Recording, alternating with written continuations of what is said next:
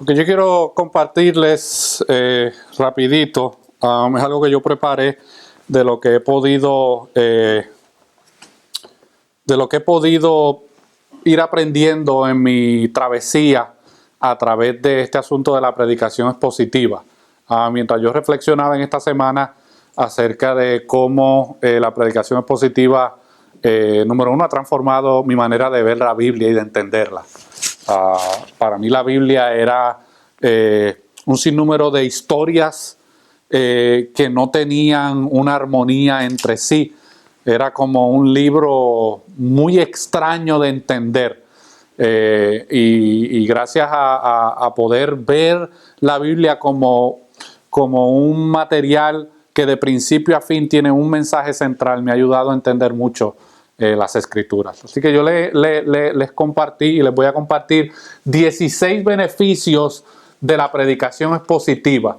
16 beneficios de la predicación expositiva. Según vayamos viendo alguna de ellas, usted se va a ir, si usted ha leído el libro, usted se va a ir familiarizando con algunas de ellas. Aquí tenemos a Pastor Phil y yo sé que él puede testificar también de cómo la predicación expositiva le ha ayudado a él, pero también le ha ayudado a su congregación. Y yo sé que muchos de ustedes me han compartido también cómo los meses que llevan escuchando este método o sistema de predicación les ha ayudado a poder entender muchas cosas que antes no entendían. Eran creyentes, no voy a decir que no eran creyentes, pero había muchos espacios vacíos en su entendimiento de los pasajes bíblicos que hemos estado exponiendo. Así que vamos a ver 16 beneficios de la predicación expositiva. Número 1, la predicación expositiva logra mejor la intención bíblica de la predicación. ¿Y cuál es la intención de la predicación? ¿Cuál es la intención de la predicación? ¿Cuál debe ser la intención de todo predicador? Presentar el mensaje de Dios, eso es todo. Porque ese libro no lo escribí yo. Yo no tuve parte ni suerte en la autoría de ese libro. Por ende, el propósito principal de todo predicador es simplemente poder presentar el mensaje de Dios de una manera clara, que todo el mundo pueda irse con un entendimiento por lo menos básico de lo que se está presentando. Yo compartía con Yamil ahorita, antes de que ustedes llegaran, que las estadísticas arrojan que cuando un predicador predica, por más buen predicador que sea y por mejor que exponga el texto, solamente la mayoría de las personas en su congregación van a retener un 10% de lo que él está comunicando. O sea que todo el trabajo que un predicador hace de horas y horas de prepararse, las estadísticas arrojan que aproximadamente solamente un 10% de todo lo que se predicó se le queda en la mente a las personas. Eso para mí como predicador a veces me frustra en cierto sentido, no negativo, pero me frustra porque tú inviertes, ¿me entiendes?, 5, 6, 7, 8 horas en poder entender el pasaje y poder romperlo y hacer todo el ejercicio exegético y luego tratar de presentarlo a una audiencia que tiene diferentes niveles de conocimiento. No todo el mundo en la iglesia está al mismo nivel. Yo pudiera ser muy académico. Mire, si usted ve las notas mías originales, jamás y nunca yo puedo presentar un sermón con mis notas originales. Jamás. Jamás. Porque yo no puedo ponerme muy académico a la hora de exponer el mensaje, porque no todo el mundo en la iglesia está al mismo nivel. Aquí hay hermanos que tienen universidad. Hay otros que tienen un tercer, un cuarto grado. Hay otros que tienen high school. Hay otros que tienen solamente una primaria o una secundaria. Entonces mi trabajo como predicador es poder presentar el mensaje de Dios de una manera clara, respetando, ¿verdad?, la exégesis, la hermenéutica, el propósito original, pero llevarlo de una manera que todo el mundo pueda, de una manera u otra, entenderla. Y ese es básicamente uno de los beneficios de la predicación expositiva, es que debe buscar siempre presentar el mensaje de Dios. ¿Por qué los predicadores nos metemos en problemas muchas veces? Porque pensamos que el mensaje de Dios no es suficiente para la edificación y la salvación de los que están oyendo y queremos insertar nuestras propias ideas. Ahí es cuando nos metemos en problemas. Porque entonces, si, inconscientemente, ¿qué es lo que estamos haciendo? Que la palabra de uno y lo que la palabra de uno es la que es infalible y no la palabra de Dios. Eso es un pecado horrible, hermanos. Eso es un pecado horrible y lastimosamente yo quisiera tapar el cielo con la mano, pero domingo tras domingo hay miles y miles de púlpitos que lo que están haciendo es deshonrando la palabra de Dios. Porque no es el mensaje de Dios lo que se está predicando. Así que un beneficio de la predicación expositiva es que presenta el mensaje de Dios. John MacArthur escribió en una ocasión lo siguiente, unos consejos que él le daba a una clase de predicadores que él estaba dando. Y él decía, usted debe predicar la palabra de Dios y no la suya. Eso nos ayuda a nosotros los predicadores a sujetarnos al texto y aún las ilustraciones que podamos traer tienen que ir de acuerdo al texto, pero la ilustración no es la palabra inspirada. Les recalco eso porque a veces nosotros los predicadores caemos en el error de traer muy buenas ilustraciones, pero la ilustración no es la palabra de Dios. La palabra de Dios es lo que está en el texto. ¿Me está entendiendo? Yo puedo utilizar una ilustración para ayudar a la audiencia a entender tal vez el pasaje mejor, pero no es la ilustración lo que es inspirado por Dios. No es la ilustración lo que da vida. Usted es un mensajero y no el mensaje. Especialmente en ciertos círculos, hermanos, la predicación se ha vuelto como un arte. Un arte en el sentido de que el predicador está muy consciente de cómo se mueve, cómo levanta las manos, el tono de su voz, cómo se expresa. Y eso es un predicador que no entiende que él es simplemente un mensajero, él no es el mensaje. No es como yo pueda proyectarme ante ustedes lo que va a ser la transformación en sus vidas. Y en algunos círculos, toda la predicación depende de eso, todo. Hay círculos donde si el predicador, mire, yo no sé qué le pasa a los predicadores que se transforman. En la vida real son una cosa y cuando predican son otra. Usted sabe la historia esa de Dr. Jekyll y Mr. Hyde. Se transforman a la hora de predicar. Y yo no estoy hablando de no ser efusivo. Uno debe, ¿verdad? Si hasta cierto nivel uno debe ser pasional y expresivo. Pero hay predicadores que se transforman. Hasta la voz les cambia. Porque la palabra. It's just a bunch of, nonsense, un montón de estupidez que no tiene nada que ver con el mensaje. Pero ¿cuál es el problema? Que los oyentes se acostumbran a eso. Y cuando no hay eso, ese predicador no tiene unción. No tiene unción, necesita orar más. Por eso. Bueno, no. Yeah. Se transforman. Y utilizan muchos mecanismos. Mire, hermano, yo no tengo ninguna objeción en que un predicador le diga, dígale a 3 que está a su lado o tal cosa. No tengo ninguna objeción con eso. Pero hay algunos predicadores que eso es todo lo que hacen en el sermón. Nunca exponen el texto, todo es dígale al que está a su lado. Levante la mano y diga gloria a Dios. Toca al que está a su lado y dígale tal cosa. Mira al que está a su lado, tóquelo con el codo. Brinque, levántese. Eso no tiene nada que ver con la predicación. Usted es un sembrador y no quien cosecha. Cuando el predicador no entiende esto, él depende de sus mecanismos de manipulación para lograr unos resultados visibles en aquellos a los cuales les está predicando. Porque él no entiende que la palabra de Dios es una semilla que simplemente debe ser sembrada y no es mi problema la cosecha de esa semilla. En la parábola del sembrador nosotros leemos que el sembrador se fue a sembrar y después ¿qué hizo? Dice el texto que se fue a dormir. Se fue a dormir porque es que no depende de él el crecimiento de esa semilla. ¿Y por qué hay tantas falsas conversiones hoy en día? Porque el predicador piensa que de él depende la cosecha de esa semilla. o cómo esa semilla fructifica. Usted es un administrador, pero no es el propietario. Los pastores y los que predicamos constantemente simplemente somos administradores del mensaje de Dios. Nosotros no somos los dueños de las ovejas, no somos los dueños de la iglesia. El dueño es Cristo. Nosotros simplemente estamos aquí para administrar su palabra lo más fiel posible. Usted es un lector y no es el autor. Eso es bien importante.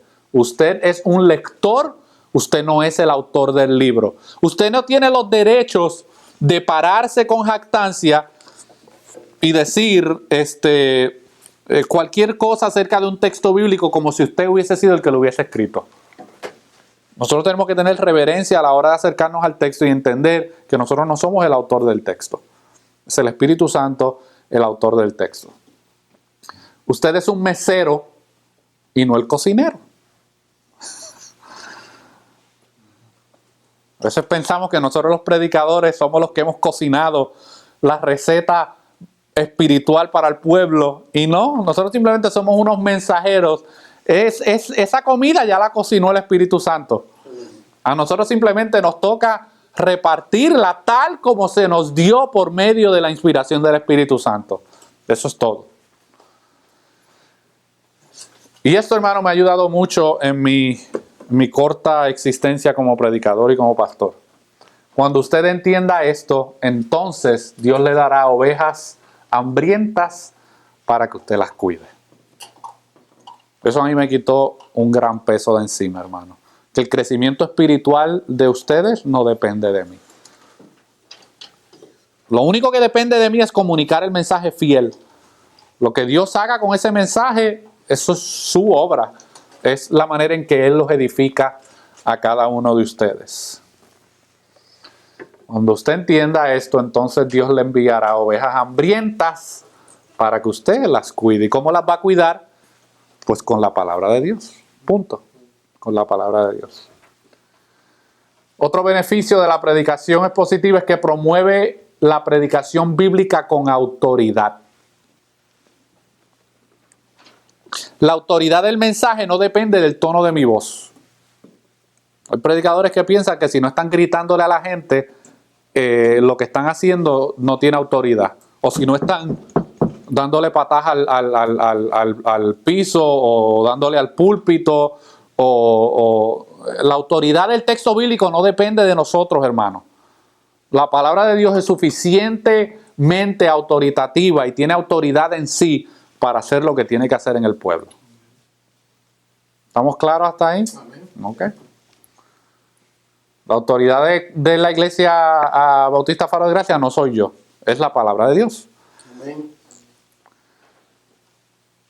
La predicación expositiva magnifica la palabra de Dios. Una tentación que nosotros tenemos los predicadores es querer magnificarnos a nosotros mismos a la hora de predicar. Y a veces estamos muy, en inglés se llama self-conscious, no sé cómo se diga en español. Estamos muy conscientes de nosotros mismos muchas veces. No convencidos, pero autoconscientes. Estamos autoconscientes de nosotros mismos y pensamos que la manera en que nosotros nos proyectemos es lo importante. Y no, hermano, la predicación expositiva busca magnificar la palabra de Dios. No es cómo yo me mueva, cuánto levante las manos, cuántas veces cambie el tono de voz, no depende de nada de eso. La predicación expositiva busca magnificar solamente la palabra de Dios.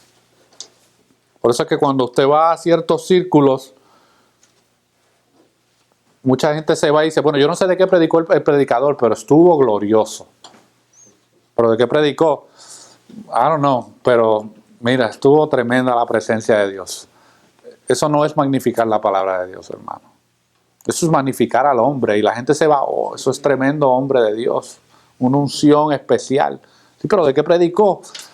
No recuerdo de qué predicó, pero la unción estaba fuerte esa noche. Eso no es magnificar la palabra de Dios, hermano. La predicación expositiva promueve un almacén de material homilético. Y yo les he dicho aquí varias veces que yo no tengo ningún problema con la predicación temática. Pero ¿cuál es el problema con que yo solamente predique temáticamente? ¿Cuántos domingos hay en un año? 52. 52, ¿verdad? Significa que si yo solamente predicara temáticamente, yo tengo que todas las semanas inventarme 52 mensajes. 52 mensajes, hermano, porque y la filosofía hoy en día de la predicación, lamentablemente en algunos círculos es, bueno, Señor, ¿qué tú quieres que yo le predique a la iglesia? Revélame desde arriba lo que tú quieres que yo le comunique a la gente. Y así no es como funciona, hermano. El mensaje no viene de arriba hacia abajo. El mensaje ya está en las escrituras. Se supone que salga de aquí hacia arriba. ¿Entiende la diferencia? Imagínese que yo utilice ese sistema y que un día o una semana Dios simplemente se quede callado y no me revele nada. ¿Qué le voy a predicar yo a la iglesia ese domingo? No, cantan corto. ¿Entiendes? Pues cantamos 2 horas de devocional. Pero la predicación expositiva promueve un almacén de material homilético, hermanos. Y eso nosotros lo vemos a través de la predicación textual de un libro completo. Así yo me tarde 6 meses en el libro de Colosenses, yo no tengo que inventarme el mensaje, hermano, porque ya está ahí. Yo lo único que tengo que hacer es entenderlo, poder hacer la exégesis del texto, entender el contexto original y luego comunicárselos a ustedes con una aplicación para que pueda beneficiarlos a ustedes. What's that word homiletical? I'm looking. Homiletics. Okay. Translate. Yeah, yeah. I'm like, Homiletics. Homiletics or homiletics. No estoy seguro, pues hermeneutics and homiletics, right? Okay. Homilético. I was making sure that okay, coming up. I just Okay. wanted to make sure that's what it was. Thank you. Así que, hermanos, si aquí hay 66 libros de la Biblia, ¿por qué yo voy a estar esperando esa manera mística de predicar? Señor, revélame qué tú quieres que yo le diga a tu iglesia el domingo. No, hermanos, sí necesitamos buscar a Dios y sí necesitamos la iluminación del Espíritu Santo para entender el texto, pero aquí hay suficiente material para yo predicarle a la congregación. Yo no puedo andar con esa mentalidad mística de a ver qué el Señor me revela esta semana. Porque Dios puede que se quede callado y no te diga nada. ¿Y qué vas a hacer? ¿Vas a improvisar el domingo? A veces no es Dios quien le habla, sino su misma conciencia. Exacto. O por ejemplo, miren, a nosotros los pastores nos pasa lo siguiente. Tenemos un caso de adulterio en la iglesia, un ejemplo. Tuvimos que aconsejar esa semana un caso de adulterio. Yo no tengo la culpa que el mensaje que toque el domingo que viene trate el tema del adulterio. Porque como yo estoy predicando expositivamente, eso fue lo que tocó ese domingo. Pero cuando yo no utilizo ese sistema, yo como pastor me voy a ganar la enemistad de ese hermano, porque ese hermano, si es que es hermano, va a decir, eso que está predicando lo está diciendo por mí, porque sabe lo que está pasando en mi vida por la consejería que se dio. ¿Me entiende? Pero cuando es predicación expositiva, la responsabilidad no cae sobre mí, hermano. Cayó el 20, cayó, tenía que caer. Cayó el 20, cayó, ponte el saco. Eso es todo. Eso es todo. No es mi responsabilidad. Cayó y pues arrepiéntete de tu pecado y vamos para adelante. ¿Me entiendes? Pero esto nos ayuda y nos protege a nosotros como pastores y como predicadores. La predicación expositiva desarrolla al pastor como un hombre de la palabra de Dios. Mire, hermano, cuando yo empecé a indagar y a entrenarme para predicar, ¿verdad? Expositivamente, aunque todavía tengo mucho recorrido, pero yo me di cuenta que yo sabía que no sabía nada. Eso es lo que yo me di cuenta. Yo me di cuenta que yo sabía mucho y que a la misma vez no sabía nada.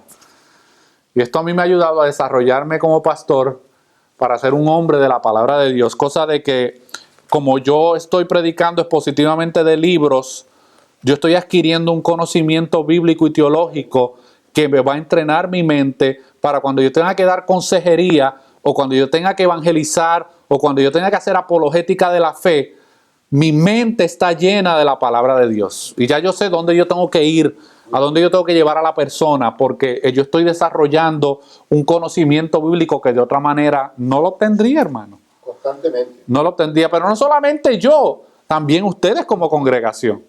Están desarrollando diferentes conocimientos bíblicos que los van a ayudar para poder enfrentar las situaciones que tienen en la vida o las personas con las cuales tienen que lidiar todo el tiempo. A mí me gustaría que otros pastores que predicaran de esta manera pudieran compartir con nosotros, pero si algún día usted le pregunta a cualquier pastor que predique positivamente, él se va a identificar con este aspecto. Se va a identificar, porque es una buena herramienta que Dios nos ha dado para poder desarrollar el conocimiento de la palabra de Dios.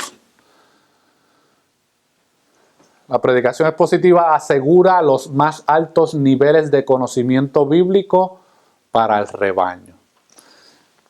Y para aquellos que plantan por primera vez, esto es bien beneficioso, porque usted tiene un grupo de personas en esa congregación que usted va a ir poco a poco introduciéndolo a temas bíblicos y a temas teológicos. Por ejemplo, coge el ejemplo de Alex. Alex, allá en Colombia, había asistido ¿verdad? A algunas iglesias, no era miembro oficial, pero asistí a algunas iglesias. Y estoy casi seguro que hoy en día tú le preguntas a Alex ciertas cosas acerca de la Biblia y él te las va a poder contestar, tal vez de la manera sencilla que las comunique, pero con un entendimiento de ellas. Tú le hubieses preguntado hace 5 años atrás qué era la justificación por la fe, se te hubiese quedado mirando raro, ¿me entiendes? Sin saber contestarlo.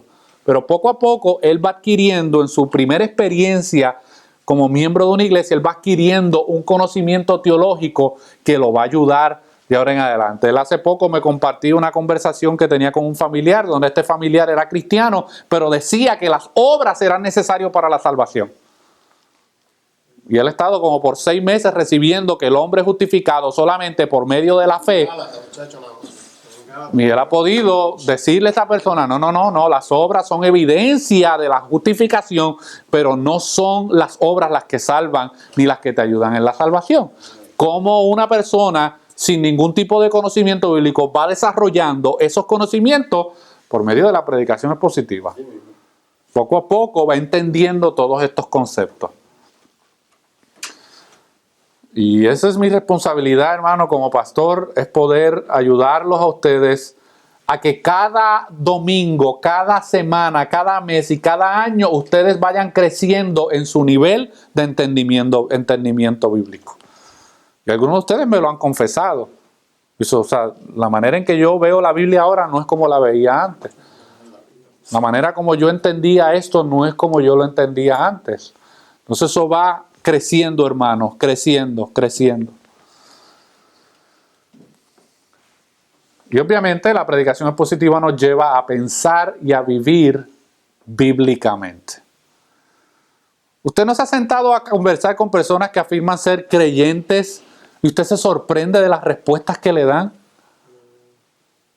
Una pregunta fácil, ¿qué es el evangelio? Y le contestan cualquier estupidez que no tiene nada que ver con el evangelio. Or they don't have an answer at all. O no tienen ninguna contestación, claro. En muchos casos, no tienen ninguna. Bueno, pues la predicación expositiva ayuda a los creyentes y a la congregación a pensar y a vivir de una manera bíblica. Desarrollan una cosmovisión bíblica. Nosotros todos venimos de una cosmovisión distinta en nuestros países. Todos nosotros hemos desarrollado distintas cosmovisiones.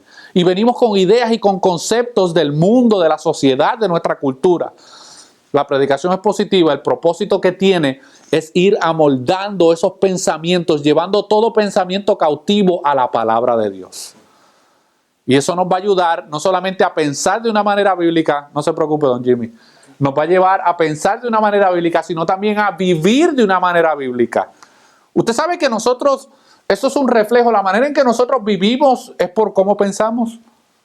Usted tiene había una frase en Puerto Rico que decía pensamiento defectuoso, comportamiento defectuoso. Si nosotros no pensamos bien, nosotros no vamos a vivir bien, no vamos a tomar decisiones bien. Déjeme traer que este está dañado. Todas estas cosas que nosotros hemos aprendido en la epístola a los Gálatas y ahora en Colosenses, que es la que llevamos exponiendo ya desde hace un tiempo, a mí me ha ayudado a reflexionar mucho acerca de mi fe, de mi vida, de mi matrimonio, de mi relación como padre, aún como pastor en mi relación con ustedes. Entonces todo esto me ayuda a yo pensar y a vivir de una manera bíblica. Porque ese es el fin de todo predicador y de todo pastor, es llevar a la congregación a que se parezca más a Cristo. A que viva de una manera bíblica, hermano, que se puedan ver en su vida los frutos de un pensamiento bíblico. La número, no sé qué número es, pero 8. la predicación expositiva nos obliga el tratamiento de textos difíciles de interpretar. Obliga el tratamiento de textos difíciles de interpretar. Por ejemplo, y no es que quiera sonar reformado, pero uno de los cucos del mundo evangélico es el tema de la predestinación. Bueno, pues entonces, ¿qué yo hago? Llego a Efesios 1 y ¿qué hago como predicador? O me hago el loco y simplemente le doy ahí un caretazo al texto bíblico, o me fuerza como predicador a tener que tratar el texto bíblico, y si yo soy el que tengo que cambiar mi manera de pensar, pues lo tengo que hacer, me tengo que sujetar a lo que el texto enseña. Pero la mayoría de las personas que están en contra de la predestinación bíblica nunca la han estudiado. Nunca. Usted habla con un arminiano y usted le habla de la predestinación, olvídate de eso. Te va a lanzar 20 argumentos, pero todos sus argumentos son argumentos no bíblicos. Son lógica, la manera en que lo ve, la respuesta usual es que eso pondría a Dios como injusto. Y la Biblia contesta esa contestación y esa pregunta en Romanos capítulo 9, hermano. ¿Me entiendes? Pero el predicador que no predique expositivamente o que no se sujeta a la predicación expositiva, cuando llega a pasajes como esos, los skip, yeah. Por miedo a la congregación, por miedo al que dirán. Entonces, porque si tú no te sujetas. Oh, claro, eso revela realmente, eso revela el corazón del predicador a la hora de ver el texto y decir, esto a mí no me conviene predicarlo porque trae mucha controversia, va a traer mucho conflicto, se me van a ir 2 o 3. Entonces, ¿a quién quiere honrar el predicador?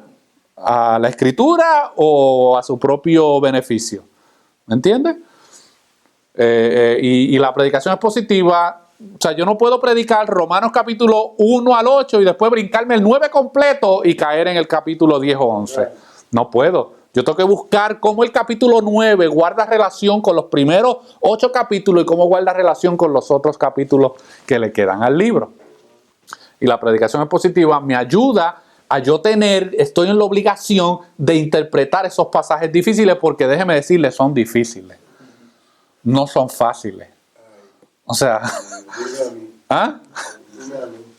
No son fáciles. O sea, créame, yo he tenido crisis de fe con muchos pasajes bíblicos. Y no. Yo he llegado a pensar que yo era un idólatra por muchos años, cuando yo estaba adorando otro Dios que no era el Dios de la Biblia. En momentos dados me sentía así. Pero cuando uno predica expositivamente, uno tiene que interpretar el texto, hermano. Y eso toma trabajo, toma tiempo, pero uno tiene que hacerlo.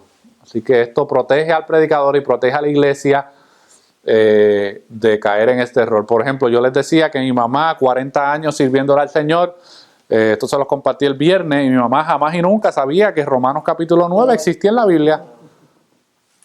Nunca. Y cuando yo la llevé, estuvimos 4 horas hablando por teléfono hace como un año atrás. Cuando yo la llevé, porque ella se preocupó, ¿verdad? Madre preocupada, y por algunos primitos chismosos que tengo por el internet, le fueron con el cuento que ahora yo andaba predicando la predestinación. Y entonces pues ella me llamó todo preocupada, que qué te pasa, y como para ella le habían enseñado que Calvino era el primo hermano del anticristo, pues era, olvídese, ella estaba preocupada que yo estuviera cayendo en herejía o en falsa doctrina. Bueno, y yo por mucho amor y mucha tranquilidad, por 4 horas, hermano, lo llevé pasaje por pasaje. Y al final de la conversación, ella me dijo, yo tengo que pensar mucho porque yo nunca había visto esos pasajes en la Biblia. ¿Por qué? Porque por 40 años le han estado predicando temáticamente y no la han enfrentado a los textos difíciles de interpretar. Una mujer de Dios, de testimonio, servía en su iglesia local. Y también en el instituto. ¿Ah? Vamos a estudiar el libro de Romanos. Ajá. Empezamos capítulo 1, 2, 3, 4, 5, 6, 7, 8, 10. Yep. Sí. Bien. Sí. No lo hacen. Porque es que le derriba todo. Tendrían que cerrar el instituto, punto. Porque es que le derriba todo su sistema. Exactamente. Porque le derriba todo el argumento. Tienes que ser un problema grande, bro. Lo es. Parte de la Biblia. Pues lo es. Tienes que ser parcial en eso. Lo es. Pero cuando no se predica de esta manera, pues eso da espacio para eso. ¿Te comentó? Sí. ¿No es mentira? Sí, cuando ¿Quién te comentó? iba a mi iglesia, antes iba a mi iglesia menonita, Ajá. y cuando comencé la relación con mi familia, Ajá. era uno de los temas que ella me trajo. Yeah. Yo no le creía, no sabía por qué quería eso. Yeah. Y me dijo dónde estaba y leímos y me explicó por varias veces. Ajá. Y wow, se me hizo tiempo en entender Yeah. y aceptarlo y ahora veo que es tan diferente, hace sentido. Ok. El plan de redención. Claro. Correcto. Si me pasó a mí con Romano 9, ¿te acuerdas? La primera vez que tú me lo dijiste. Yeah.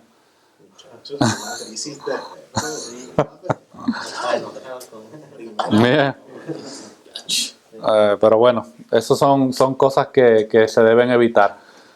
La predicación expositiva permite que se manejen amplios temas teológicos. Amplios temas teológicos. Por ejemplo, cuando nosotros vimos la carta a los Gálatas, nosotros vimos lo que es el Evangelio. Vimos lo que era el legalismo.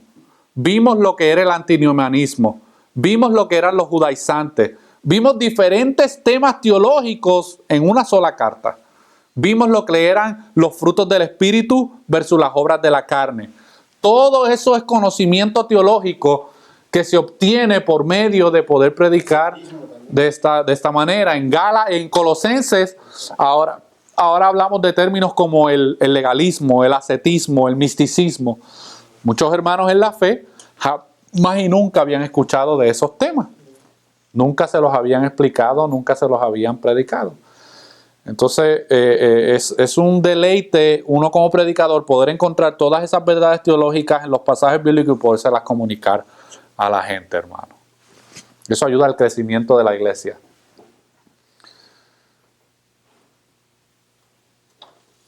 Esto es bien importante. Aleja a los predicadores de la rutina y del fanatismo emocional. Usted sabe que hay predicadores, de estos predicadores itinerantes que nunca se preparan para un mensaje. Ellos ya saben cómo manipular a la audiencia. Ellos no se preocupan por sentarse horas en la semana a predicar un pasaje. Ellos, antes de predicar, qué sé yo, van a Nehemías y bueno, ok, Nehemías construyó las murallas del templo, ok, por ahí. Y con eso nada más se mandan 1 hora de mensaje. Que si vamos a levantar las murallas de tu negocio, que si vamos a levantar las murallas de tus relaciones, que si las murallas de tu vida de tu felicidad, que si las murallas de tal cosa. Que los espíritus anti-iglesia, Zambalat y todo. Exacto, que si Zambalat representan los hermanos en la iglesia y los líderes tal. Mire, eso es un montón de estupidez que no tiene nada que ver con el texto bíblico. Pero la predicación expositiva aleja a los predicadores de esa rutina de como sabe que la gente son medios crédulos en la iglesia y que son muy dados a las emociones, pues en la predicación positiva aleja al predicador de que él confíe en sus habilidades para poder move the crowd, como dicen en inglés, y del fanatismo emocional. Y yo sé de lo que estoy hablando, hermano. Yo no soy ajeno a esto. Yo era de esos predicadores. Y yo no predicaba mucho, pero las pocas veces que prediqué, todo era basado en emoción. ¿Me entiendes? Si yo no veía a la gente brincando, saltando y corriendo, yo me preocupaba. Y trataba de buscar palabras y cosas para poder exacerbar las emociones de la gente. Después que yo terminara sudado y todo cansado, la gloria de Dios estuvo en medio nuestro. Pero la gente se fue vacía, ignorante, sin saber nada de lo que la palabra de Dios revelada enseña. Alguien me enseñó un video, yo no sé, de una iglesia por aquí cerquita, donde estaban hablando acerca de David y de Goliat. Ajá. Pero agarran un miembro de la iglesia Yeah. y lo suben de una silla, haciendo como que era, hizo una pantomima del ¿sí me entiendes? Y dices tú, wow, es triste ver algo así, ¿me entiendes? Cómo la gente manipula, ¿me entiendes? Las emociones de la gente. La gente estaba feliz, gritando y emocionados y todo, pero si tú ves, todo lo que estaban haciendo era solamente un show, un circo. ¿Me entiendes? Yeah. Y eso es lo que se debe evitar. Eso sin tocar el de la manguera, ¿recuerdas? Pero miren, ¿cuál es el mensaje principal en la historia de David y de Goliat? ¿Cuál es el mensaje principal? Es Dios, hermano. No es que David venció a Goliat. No, esos son personajes en la historia.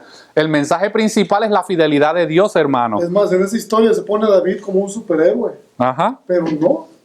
La razón de por qué David escogió 5 piedras es porque tenía miedo. Yeah. Decía, la primera no le pego, me pego 4 más. Y me dijeron, ¿por qué él iba con miedo?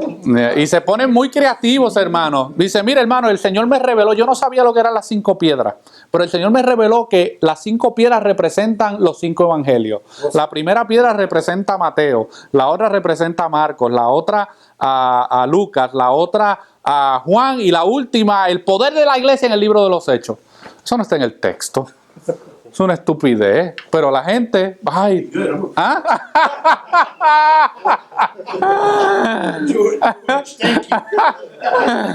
se inventan cualquier cosa, hermano, que no está en el texto. Y la gente se va como que, wow, that was deep, oh yes, como dicen, wow, esa es la palabra más conocida hoy en día. Cualquier disparate que la gente dice desde el púlpito, dicen, wow, yes, deep, Mire, hermano, por favor, ¿hasta cuándo la iglesia va a seguir en estas niñerías? ¿Hasta cuándo? Así que la predicación expositiva nos ayuda a los predicadores de caer en la rutina, de depender de nuestras propias habilidades y nuestros propios gimmicks y del fanatismo emocional. También previene la introducción de ideas humanas. Nosotros vivimos en un mundo lleno de diferentes tipos de filosofías y cosmovisiones. Y la gente trae su cosmovisión o la manera en que ve la vida al texto bíblico. E interpreta el texto bíblico de acuerdo a sus ideas. Muchos van más allá. Yo he tenido conversaciones con pastores y predicadores que me dicen, bueno, mira, si eso es lo que el texto dice, pero yo creo. There's no room for yo creo. No, pero la manera en que yo lo veo, es que ¿quién te preguntó? La manera en que tú lo ves. O sea, es lo que dice el texto y punto. El texto tiene solamente un significado. El texto no te está preguntando a ver qué tú crees del texto. Él no te está pidiendo ayuda. El texto no te dice, ¿me puedes ayudar a ver si podemos interpretarlo correctamente? No, el texto es el texto, punto. Tiene un solo significado. Así que la predicación expositiva nos previene de la introducción de ideas humanas. Una pregunta, ¿no? Sí. Una pregunta. Por ejemplo, nosotros sabemos que la palabra de Dios es viva, eficaz. Y sabemos que la predicación expositiva, por todo lo que estamos viendo, sin duda no se puede mejorar. Pero, por ejemplo, cuando agarras un texto de la Biblia, o un pasaje de la Biblia, y lo predicas, lo expones, y si tú lo predicas la siguiente semana, te sale diferente. O sea, ¿cómo me explico? a veces los versículos tienen aplicaciones diferentes para diferentes tipos de cosas. Por ejemplo, si agarráramos Colosenses, podríamos sacar cantidad de temas. Correcto. ¿Sí me entienden? O sea, cómo hasta cierto punto no limitamos con la predicación expositiva lo que es la palabra de Dios. Claro. Bueno, mira. No sé si me estoy... Sí, te estoy entendiendo claramente, Eso me pasa a mí como predicador. Por ejemplo, a veces yo expongo 2 textos que son los que vamos a ver ese día y después yo voy a mi casa, comienzo a reflexionar y me doy cuenta que me faltó algo más que era parte del texto. ¿Me entiendes? Había algo más que era parte del texto que yo no lo comuniqué en ese día, que está ahí, pero yo por limitación de tiempo o mi comprensión en ese momento no lo compartí. A lo mejor yo tengo la oportunidad el domingo que viene volver a revisar ese pasaje y comunicar esas verdades que a lo mejor se me quedaron por fuera en la primera vez. ¿Entiendes?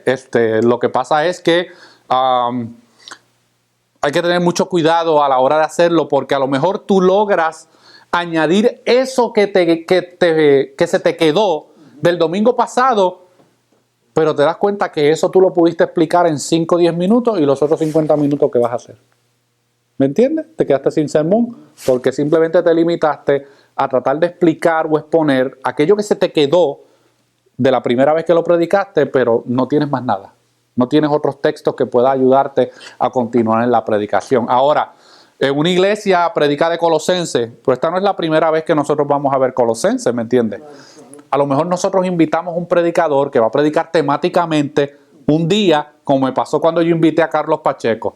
Carlos Pacheco, la primera vez que vino aquí, yo había terminado Gálatas capítulo 2, versículo 20 al 21, y el domingo que él vino, él predicó de Gálatas capítulo 2, versículos 20 al 21. Y no nos habíamos puesto de acuerdo, no habíamos dicho nada, no fue que el Señor les reveló, nada de eso. Simplemente ese es el pasaje que él trajo. Y lo que él trajo del pasaje complementaba o añadía lo que a mí se me quedó en mi exposición de Gálatas capítulo 20, 21, pero sigue siendo la misma interpretación.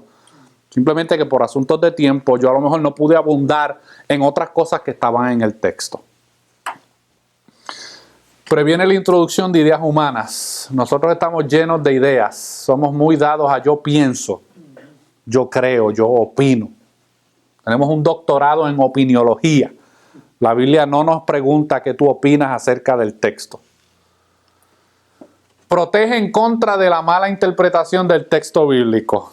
Y esto lo vamos a ver en unos ejemplos que vamos a dar un poquito más adelante, de ciertos textos bíblicos que se han malinterpretado. Por ejemplo, don Jimmy me compartía que cuando él estaba leyendo el libro, él dice que él tuvo un momento de arrepentimiento entre él y Dios, porque él había toda la vida explicado y predicado y enseñado unos pasajes bíblicos que no tenían nada que ver con el contexto y la interpretación del texto.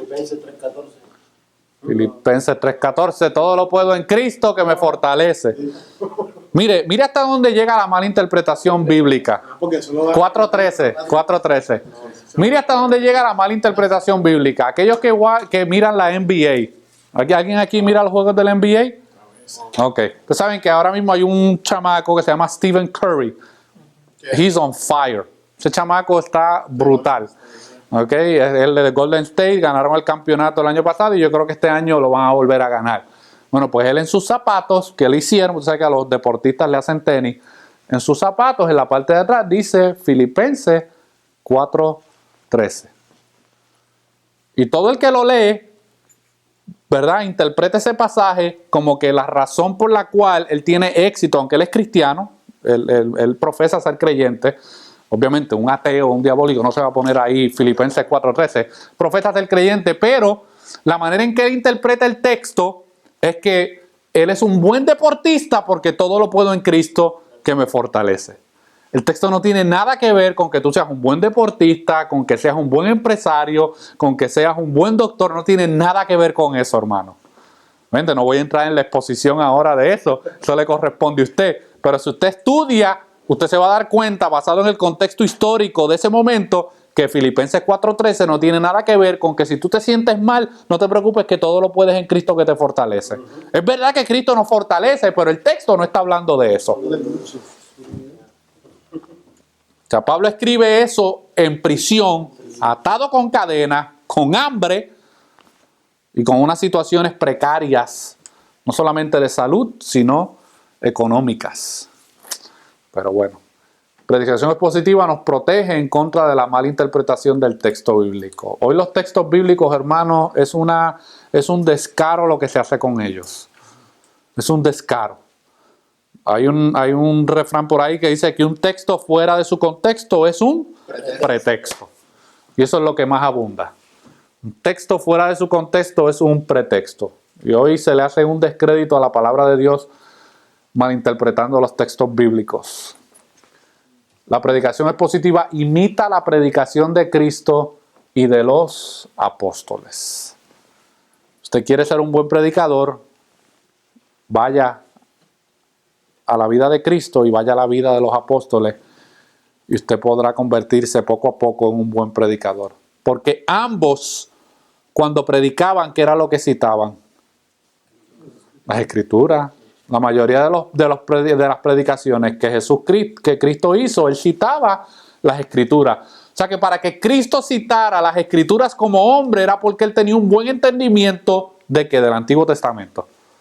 Él conocía el Antiguo Testamento y por eso él decía, habéis oído que en la ley está escrito, habéis escuchado que en tal sitio está escrito. No porque la Escritura dice, de cierto os digo. Todas esas expresiones, hermanos, revelan el conocimiento bíblico que Cristo tenía acerca del Antiguo Testamento y los apóstoles muchas veces también citan las Escrituras del Antiguo Testamento a la hora de predicar. ¿Usted ha leído detenidamente la predicación de Esteban antes de que lo apedrearan? It's not much. ¿Ah? It's not much. ¿Cómo que es not much? Of Stephen? Ajá. I mean, he's introduced. Pero el mensaje que él predica, Yeah. ¿cómo lleva al judío paso por paso a través de la revelación bíblica? No, what I meant, he wasn't in the Bible that long. Yeah, okay. That much. Por eso. Pero el contenido de lo que él comunicó antes de su muerte, hermanos, revela un conocimiento bíblico vasto. Aquello, mire, el texto dice que mientras él predicaba, el corazón de aquellos que estaban oyendo se enardecían de coraje. Porque era la revelación bíblica, hermano, ahí revelándole su pecado, revelándole su condición. Así que si nosotros afinamos nuestro oído para entender expositivamente y predicar expositivamente, vamos a imitar la predicación de Cristo y de los apóstoles. Sugel Michelin dice en un video que los primeros 50 años de la predicación son los más difíciles. Imagínate. Me quedan 49 todavía. Y la predicación expositiva, hermano, promueve lo mejor del expositor. ¿A qué me refiero con esto? No me refiero a que el poder del mensaje esté en el expositor, sino que la predicación expositiva hace que el predicador se prepare lo mejor posible, hermano, que dé lo mejor de él. Basado en sus limitaciones, obviamente. O sea, si es una persona que no ha tenido mucho estudio académico, pues obviamente su nivel de predicación va a llegar hasta cierto nivel. Pero aún ese nivel, que sea lo mejor que pueda dar. Que él pueda agotar todos sus recursos de entendimiento y de conocimiento para poder comunicar las verdades bíblicas. Así que la predicación expositiva promueve lo mejor del expositor. Y esta es la más importante. Y esto yo lo he visto una y otra vez.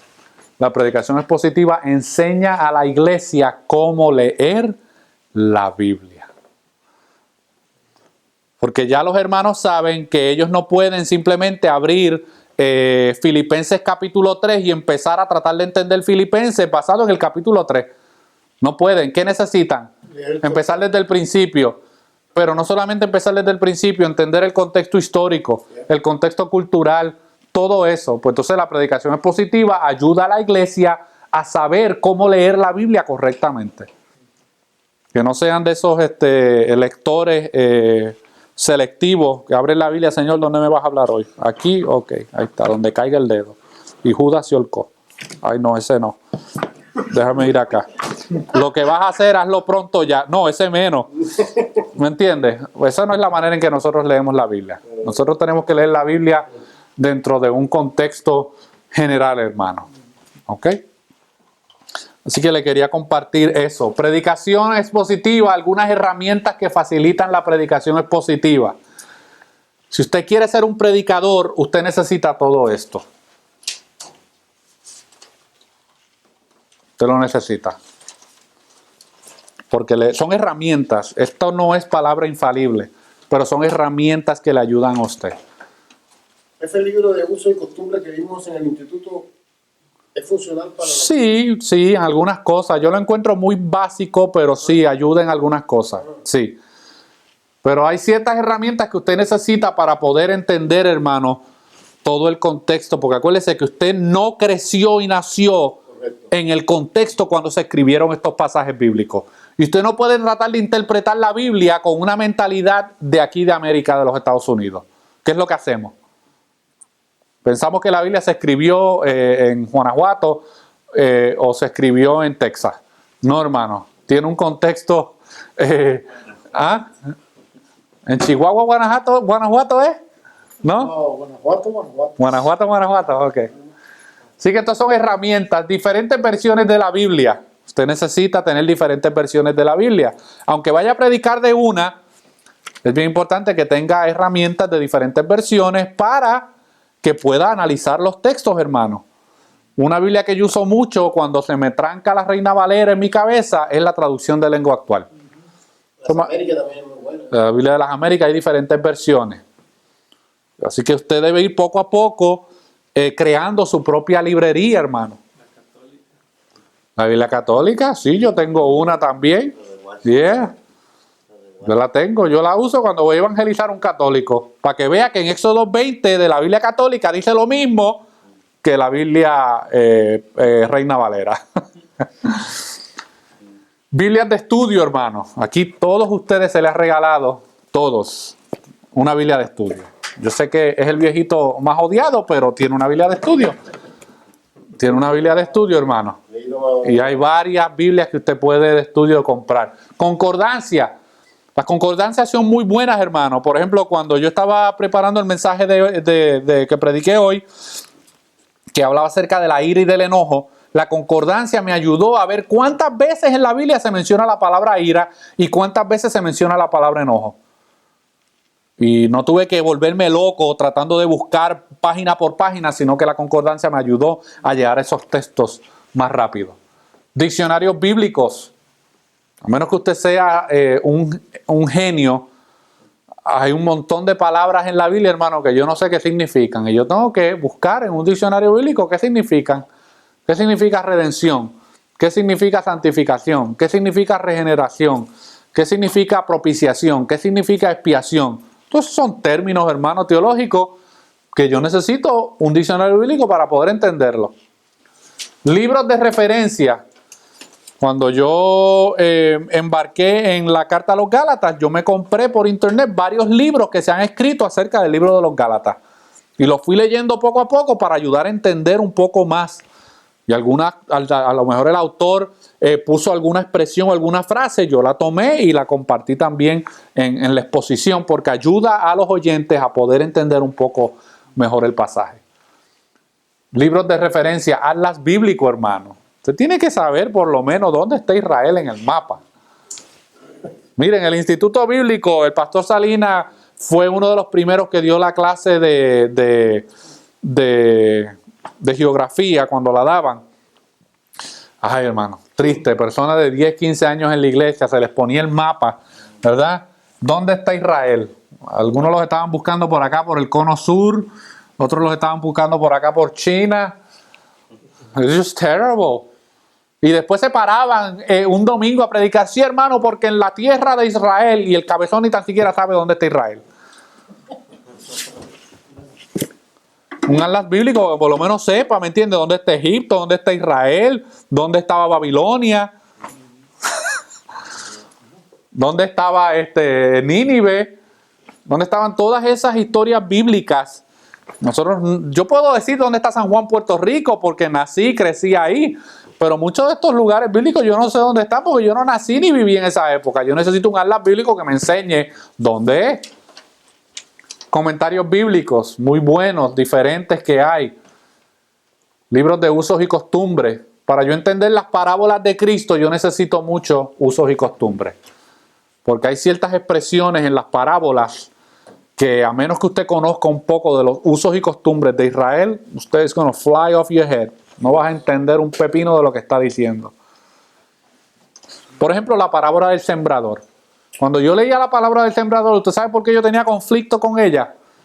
Porque yo quería interpretar la parábola del sembrador como nosotros sembramos. ¿Qué es lo que nosotros hacemos para sembrar hoy en día?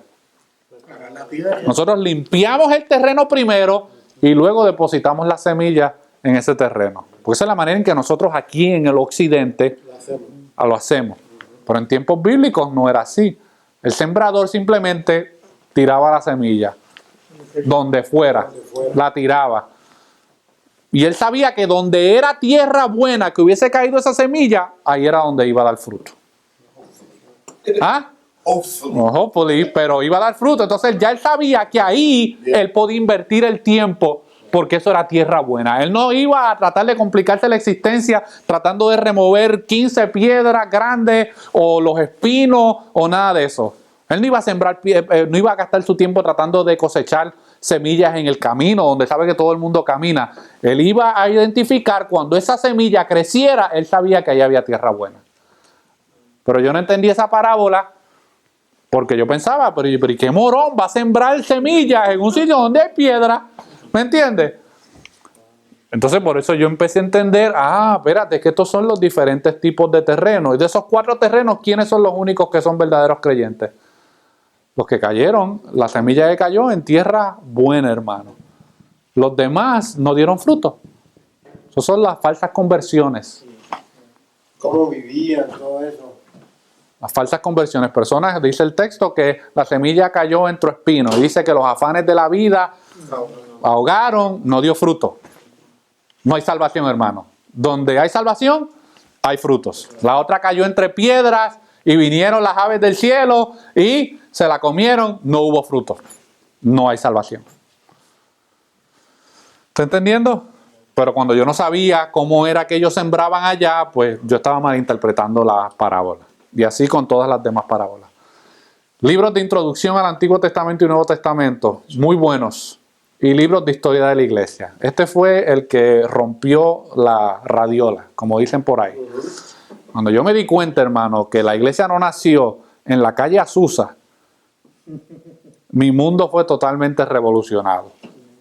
Cuando yo pude ver que la iglesia tiene 2000 años de historia, hermano, y que hay un sinnúmero de verdades bíblicas que fueron batalladas y la gente dio su vida por defender esas verdades bíblicas, mi mundo cristiano cambió, hermano. Mi mundo cristiano cambió. Porque yo pensaba que, pues, la iglesia siempre ha sido una iglesia pentecostal. Buste. Eso no es verdad. Y no quiero desacreditar a los hermanos pentecostales, pero la iglesia... Pero, o sea, si vamos a hablar en cuanto a términos, o sea, no tienen más de 120 años. Correcto, no tienen más de 120 años de historia, hermano. Y sí, Dios ha hecho muchas cosas a través de ellos, yo soy producto de ellos. La mayoría de nosotros venimos de contextos pentecostales. O sea, tampoco vamos a tirarle piedras tan duros porque Dios nos salvó. ¿Me entiendes? O sea, los bautistas no somos la crema del bizcocho. No. Tenemos un montón de problemas también entre nosotros, hermano. Y historias muy negras en la historia de la iglesia que forman parte de nuestra herencia. Pero estas son cosas bien importantes, hermano, a la hora de la predicación expositiva. Son 16 beneficios que yo he podido ver a lo largo de mi experiencia en este tema. Ahora vamos al libro. Vamos al libro un momentito para tocar algunos puntos. Ya nosotros vimos la primera vez que nos reunimos, vimos los diferentes tipos de predicaciones que hay, ¿verdad? Vimos la predicación impresionista, la predicación ebria y la predicación inspirada. Cada una de ellas es problemática. Y yo quiero que hoy tratemos de ver un poco la exégesis y la reflexión teológica. La exégesis y la reflexión teológica. Pero para eso, yo quiero que vayamos a un pasaje bíblico para hacer el ejercicio. Yo quiero que vayamos a Mateo capítulo 18. Aquellos que han estado aquí conmigo tal vez hayamos hecho este ejercicio anteriormente. Mateo capítulo 18.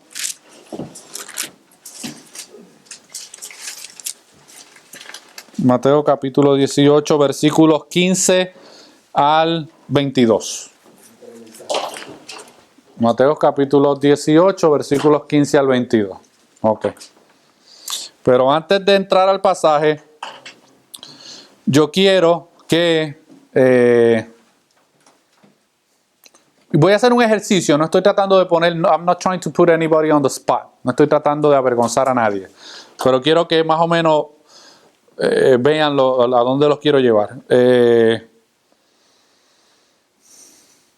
Alex, te voy a coger de conejillo de India. Quiero que leas el versículo 20. Versículo 20 de Mateo 18. Bien. Porque donde están dos o tres congregados en mi nombre, allí estoy yo en medio de ellos. Cierra tu Biblia. Ciérrala. ¿De qué está hablando el pasaje? ¿Qué tú entiendes cuando lees ese pasaje? Si te acuerdas. ¿Te acuerdas? ¿Lo quieres leer de nuevo? Ya, pues, sí, ya, que donde están dos o tres, o sea, que donde hay dos o tres congregados, ¿Dos o tres qué? tres personas, tres hermanos, Ok. Ajá. congregados allí. Ahí está la presencia de Jesucristo. Ok. Ok. ¿Y qué pasa si no hay tres hermanos y hay dos? ¿La presencia de Dios está ahí?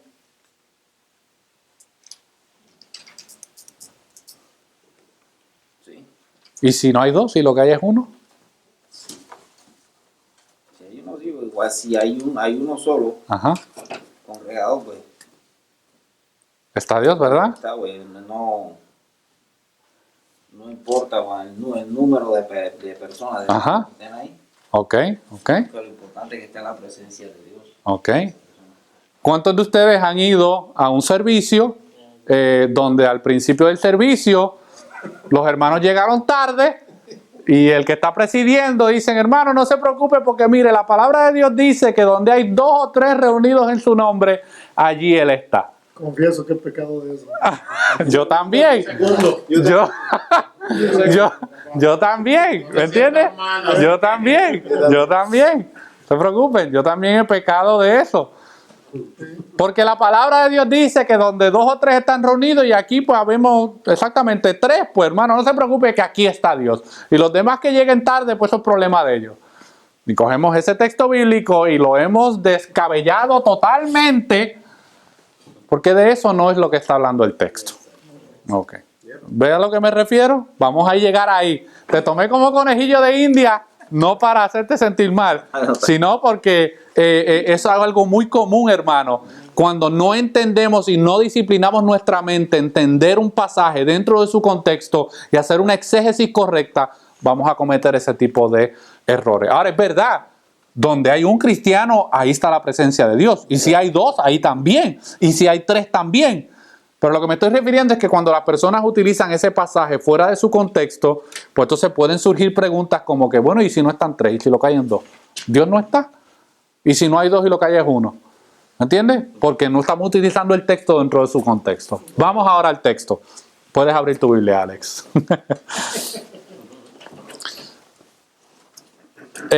Nuestras Biblias, hermanos, tienen por lo general unos subtítulos. Pero en las versiones originales esos subtítulos no están. O sea, usted no encuentra todos estos títulos que tienen, que si quién es el mayor, ocasiones de caer, parábola de la oveja perdida. Es una secuencia de enseñanzas que el Señor está dando. Vamos a leer desde el versículo 15. Por tanto, si tu hermano peca contra ti, ve y repréndele estando tú y él solos. Si te oyere, has ganado a tu hermano. Mas si no te oyere, toma aún contigo a uno o dos, para que en boca de dos o tres testigos conste toda palabra. Si no los oyere a ellos, dilo a la iglesia. Fíjense que es la primera vez, no, esta es la segunda vez que se menciona la palabra iglesia por medio de la boca de Cristo. Iglesia es eclesía. Si no los oyere, dilo a la iglesia, y si no oyere a la iglesia, tenle por gentil y publicano, tenle por inconverso, por no creyente.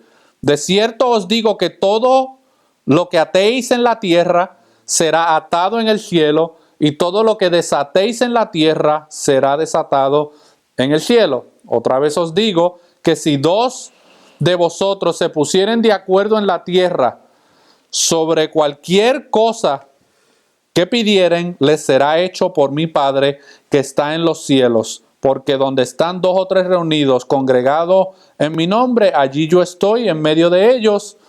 Entonces se le acercó Pedro y le dijo: Señor, ¿cuántas veces perdonaré a mi hermano que peque contra mí? ¿Hasta 7? Jesús le dijo: no te digo hasta 7, sino hasta 70 veces 7. Yo le di a Alex un ejemplo del versículo 20.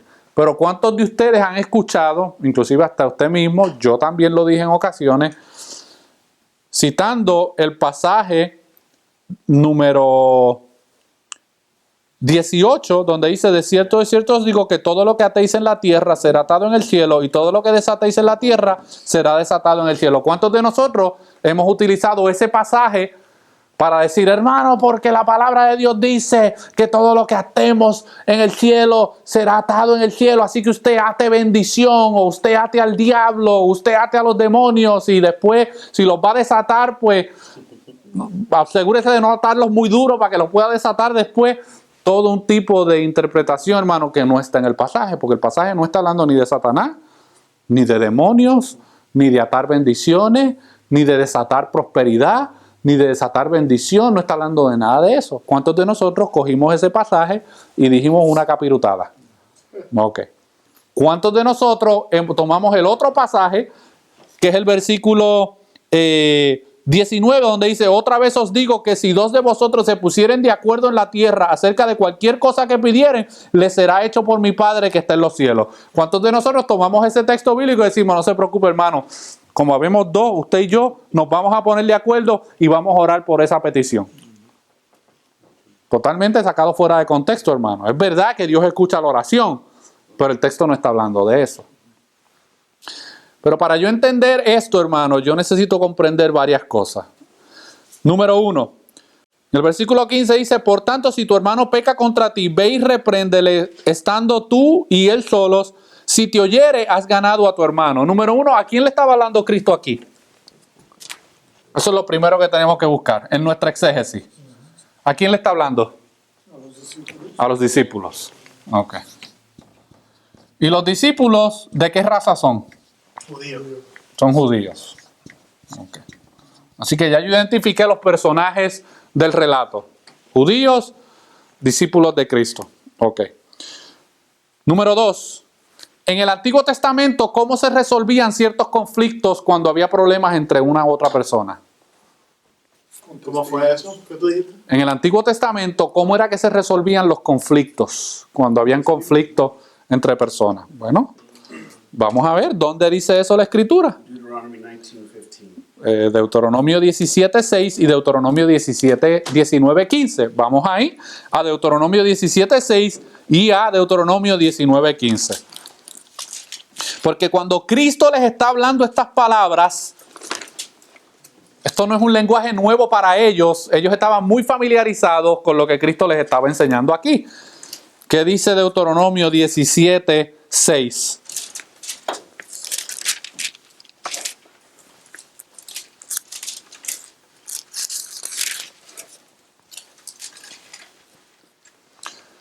El que lo tenga primero, alguien que lo lea. Por dicho de dos o tres, por dicho de dos o de tres testigos, morirá el que hubiera de morir. No morirá por el dicho de un solo testigo.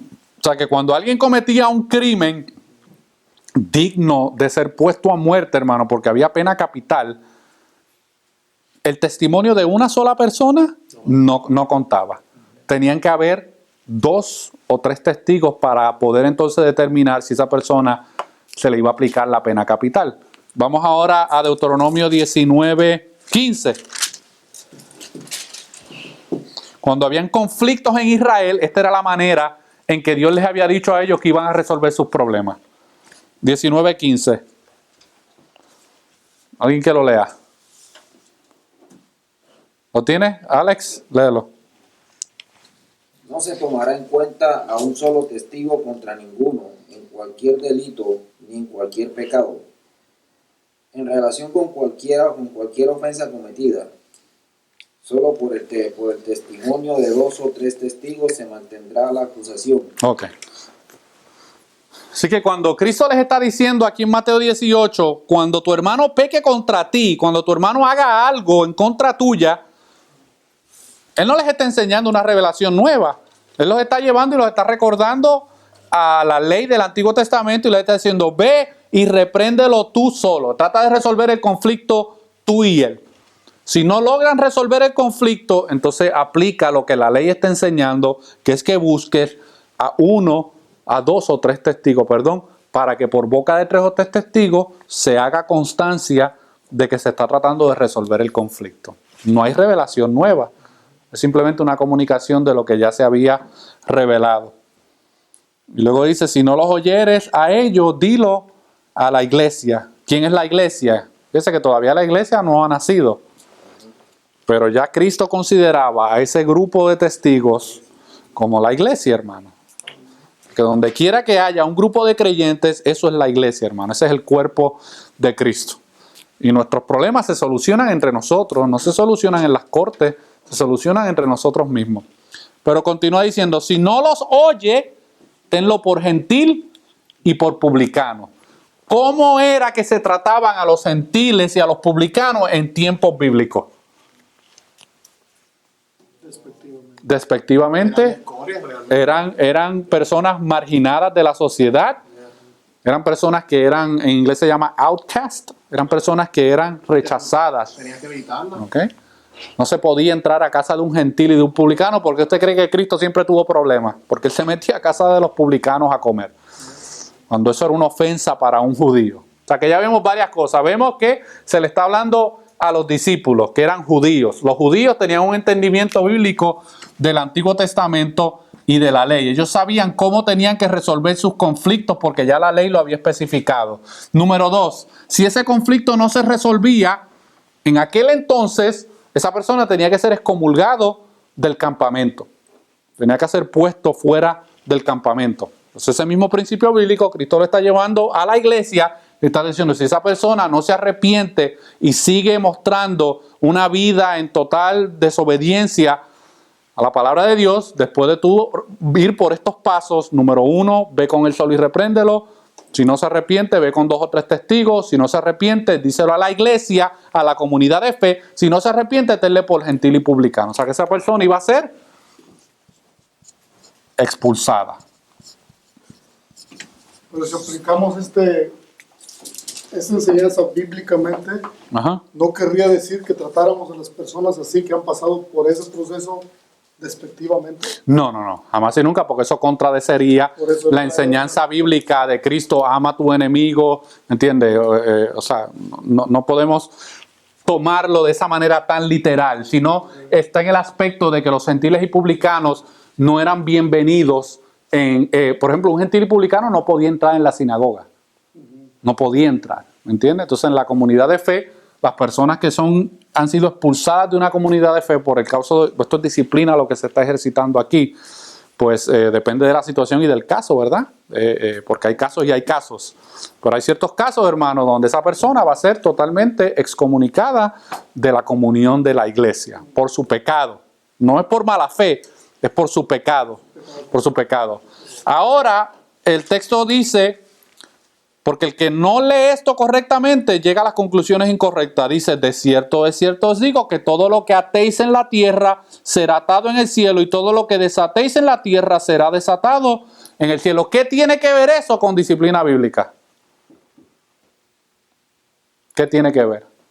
Bueno, porque Cristo no está loco. Cristo no está poniendo ese texto bíblico ahí hablando de otra cosa que no tiene que ver con lo que ya viene hablando. Eso está hablando de que, de cierto os digo que todo lo que atéis en la tierra será atado en el cielo. Eso significa que bajo lo que él acaba de decir como mandato, en el momento que lo que se considera la iglesia eso hiciera, quiere decir que en el cielo también iban a honrar eso que le estaba diciendo. Sí, pero acordémonos que él está hablando a un grupo de ¿qué? Judíos. De judíos, ¿verdad? Los judíos eran conocedores de la ley y de las tradiciones judías.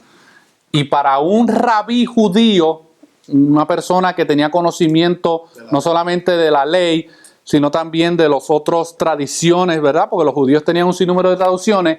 Estas dos palabras, atar y desatar, tenían un significado de autoridad. bastante claro. Yo quiero que ustedes lo busquen. Aquellos que tienen Google, usted ponga atar y desatar y mire a ver qué significa la palabra atar y qué significa la palabra desatar. Búsquelo ahí en Google. ¿Están hablando como de la autoridad que Dios le da a sus discípulos? A eso vamos. Pero en el contexto original, que es lo que estamos tratando, cuando los discípulos oyeron esta palabra atar y desatar, ellos sabían exactamente a qué se estaba refiriendo Cristo.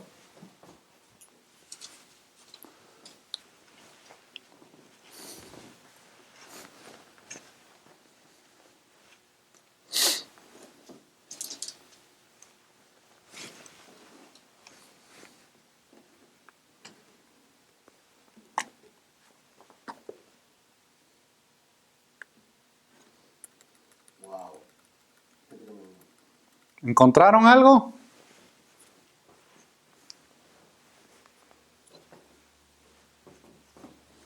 ¿Nada? Los voy a ayudar. To bind means to forbid. To be unlawful. To loose means to allow or to be lawful. So to bind is to forbid. To loose It's to allow. is to allow. Vamos a ver, mire, hermano.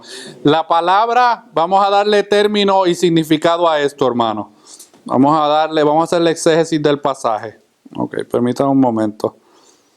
Ok, la expresión atar y desatar era común en la fraseología legal judía, significando declarar algo como prohibido o declararlo permitido. Así que cuando un judío escuchaba la palabra atar, automáticamente él en su mente sabía que esto se habla de prohibir. Y cuando escuchaba la palabra desatar, automáticamente él sabía lo que significaba permitir. Entonces es en ese contexto de la disciplina que él está enseñando aquí, donde él está enseñándole a este grupo de discípulos que cuando ellos traten de resolver el conflicto entre los hermanos, que dicen ser hermanos, pero están viviendo vidas inmorales y están viviendo vidas que desacreditan el evangelio, y se trata de manejar primero ve y habla con él. Si no se arrepiente, ve y busca 2 o 3 testigos, que es lo que la ley enseña. Si no se arrepiente, díselo a la iglesia. Si no se arrepiente, después del testimonio de la iglesia, tenle por gentil y publicano. Prohíbele la comunión con la O iglesia. sea, que decía en el 18, de cierto digo que todo lo que prohíbas Es correcto. en la tierra será prohibido en el cielo y todo lo que Permitas en la tierra será permitido. Correcto. Porque unos capítulos anteriores, Cristo le había dado autoridad a los discípulos. En el capítulo 16 y 17, Cristo le había dado autoridad a los discípulos. Y si las puertas del infierno no prevalecerán sobre la iglesia, que es la primera vez que él menciona la palabra iglesia. Así que en este contexto, hermano, lo que Cristo le está queriendo enseñar a los discípulos es cómo ellos iban a manejar la disciplina bíblica ahora como iglesia. Cuando ellos prohibieran a una persona por su pecado y por su falta de arrepentimiento comunión con la iglesia, la decisión que ellos tomaran aquí en la tierra, Dios la iba a respetar en el cielo. Y cuando esa persona se arrepintiera, entonces ellos iban a desatarlo, le iban a permitir de nuevo tener comunión con la iglesia. Deme un caso en el Nuevo Testamento, en la época de la iglesia, donde esto se llevó a cabo. Mira a ver si se acuerda de un caso. Donde se llevó a cabo la disciplina bíblica. Mira a ver si recuerda un caso.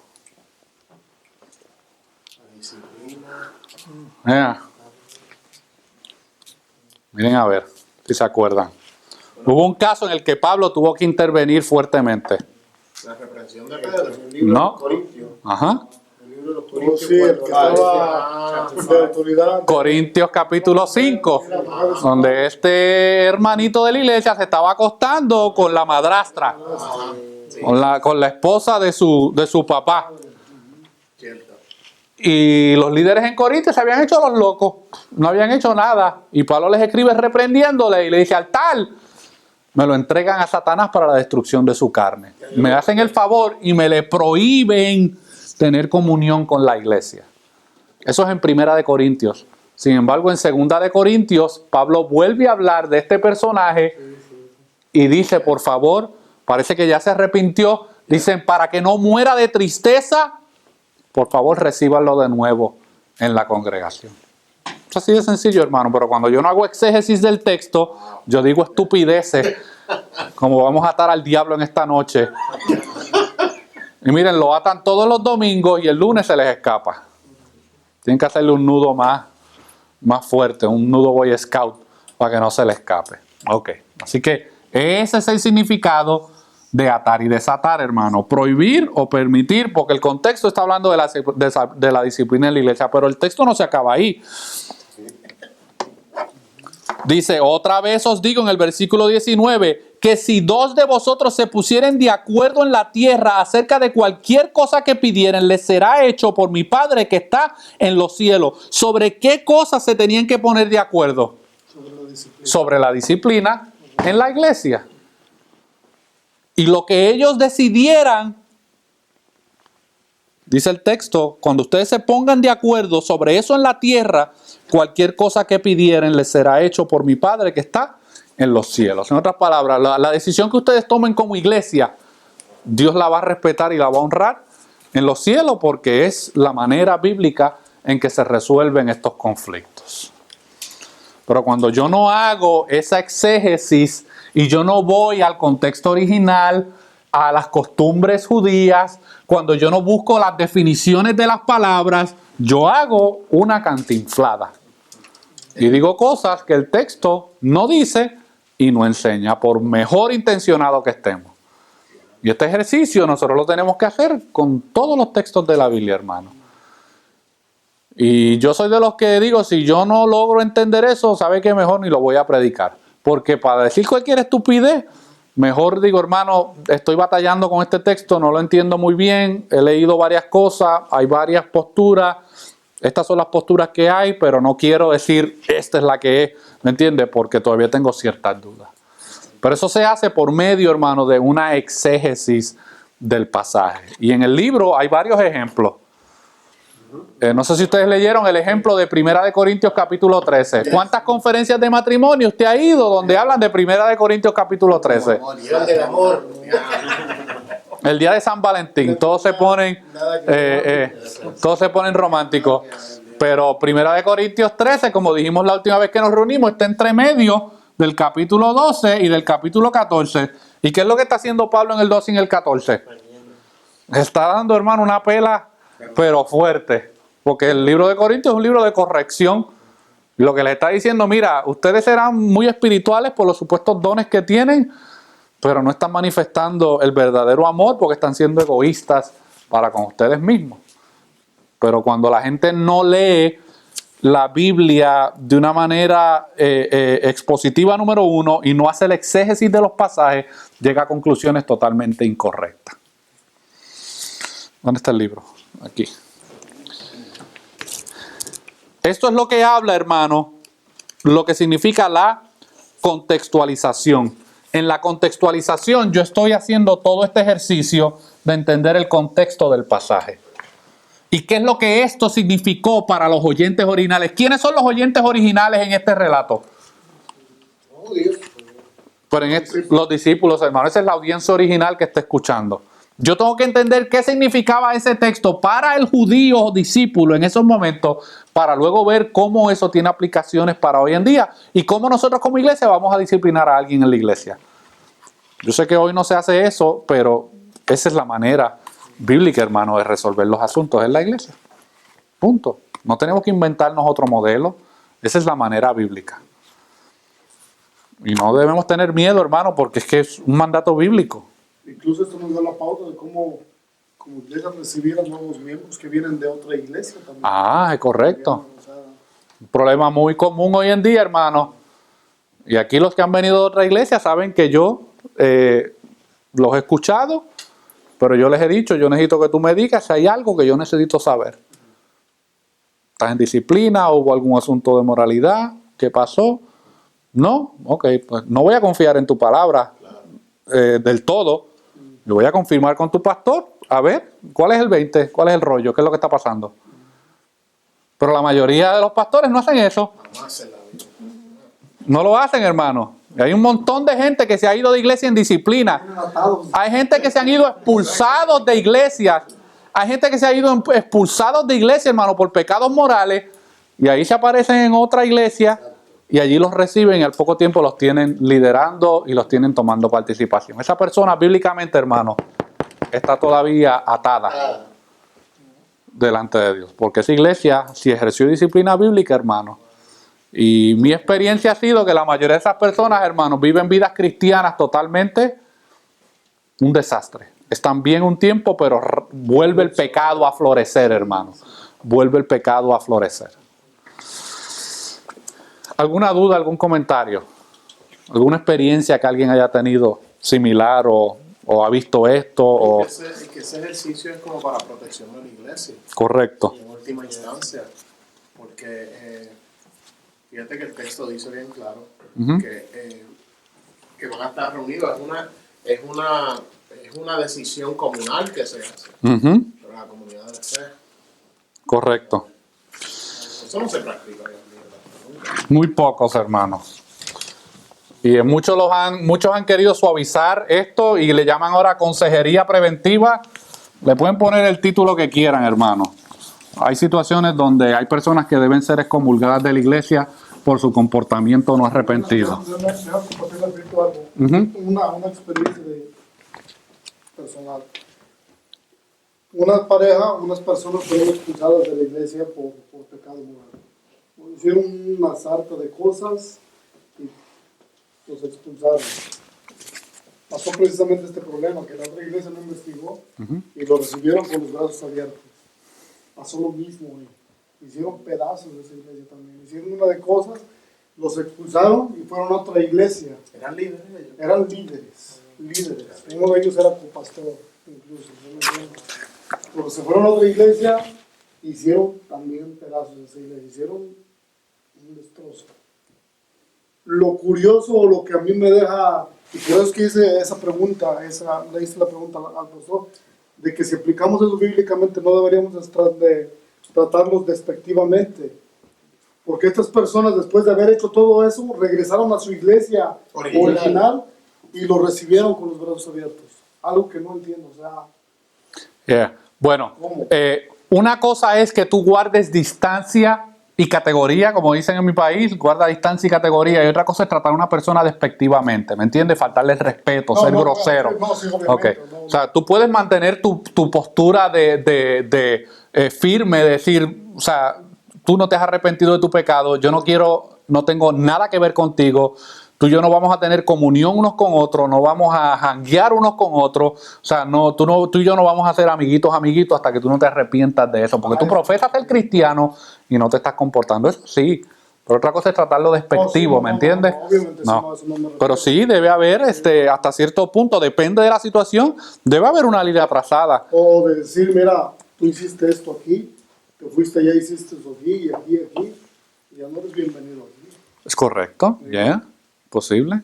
Pero fíjese, ahí esa iglesia original es la que tiene que resolver ese problema. Ellos son los que tienen que resolver ese problema frente a la congregación. Porque ¿sabe qué es lo que está haciendo ese pastor al no resolver ese problema? La iglesia está murmurando. La iglesia está murmurando porque, adiós, ¿y qué pasó aquí? Después de todo este rollo y todo este 20, ahora lo reciben aquí como si nada. Y líderes. Ajá. Esa es la manera en que... hay situaciones, hermano, cada caso es distinto, pero hay un modelo bíblico a seguir. Y quiero terminar, hermano, en la página 45. Presenta una imagen de lo que es la exégesis. Nosotros tenemos el texto. ¿Y cuál es el error que se comete hoy en día? Que del texto queremos ir rápido a la aplicación de hoy. Y el problema es que estamos utilizando nuestro contexto para tratar de interpretar el texto. Y no se puede. El ejercicio no funciona de esa manera, hermano. Nosotros tenemos que del texto, tenemos que ir hacia arriba primero, que es lo que el libro identifica como la exégesis. ¿Qué es lo que hacemos en la exégesis? En la exégesis tratamos de entender qué fue lo que ese texto significó para ellos entonces. Cada vez que yo preparo un sermón para los domingos, yo tengo que entender esto primero. Antes de yo tratar de ver cómo yo puedo aplicar esto hoy en día a la congregación, yo tengo que entender esto. Y aquí es donde yo paso más trabajo, donde dedico la mayoría del tiempo, tratando de entender qué significó ese pasaje para ellos. Y para eso yo tengo que buscar significado de palabras, Herramientas. contexto cultural.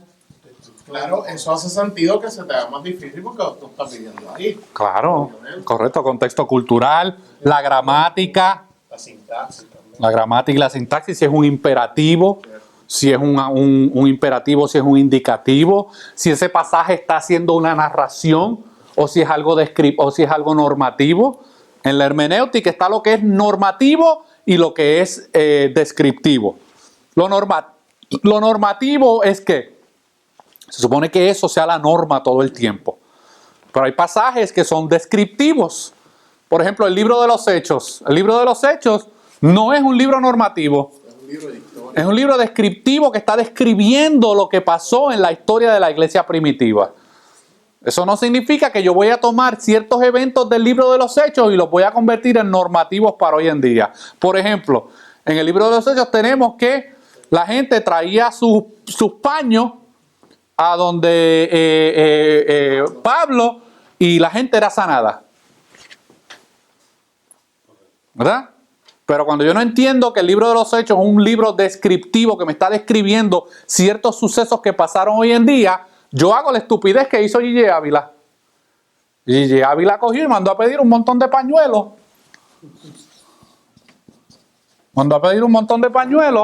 Los ungían con un aceite especial que trajeron de allá de Israel y no crean que eran gratis. Se los vendían a la gente y la gente se pasaba los pañuelos aquellos por todo el cuerpo. Y utilizaban ese pasaje del libro de los Hechos para convertir eso en una práctica normativa cuando el texto es simplemente un texto descriptivo. O cuando el pasaje bíblico que dice con la sombra de Pedro se sanaban los enfermos. Han hecho hasta un corito de eso. Sí. Y yo fui a campañas evangelísticas donde el predicador le decía a la gente que pusieran a los enfermos detrás de su sombra para que se sanaran. Ninguno se sanó, porque siempre eran que si dolor de cabeza, que si me duele la muela, psicosomáticos. No era ningún manco que le salió una mano o un ciego recobrando la vista, no, eran cosas que no se podían confirmar al ojo. Pero eso pasa cuando nosotros no entendemos si un pasaje es normativo, si es descriptivo. Y todo esto yo lo tengo que hacer primero en mi exégesis del pasaje para luego entonces yo ver cómo yo puedo traer esta revelación y esta información bíblica y ver cómo esto afecta a mi contexto actual y ver cómo yo puedo aplicarlo a mi audiencia original. Yo no puedo empezar con mi audiencia original.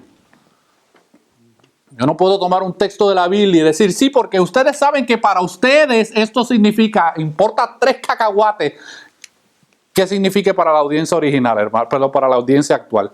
Lo que importa es qué significó para la audiencia original. Porque es ahí donde está el poder de la palabra de Dios, no es aquí. La aplicación no es lo que trae el poder de transformación, hermano, está aquí, en la exégesis del pasaje. Es ahí donde yo puedo comunicar realmente lo que Dios se inspiró. Dios no inspiró mi aplicación bonita y mi ilustración bonita.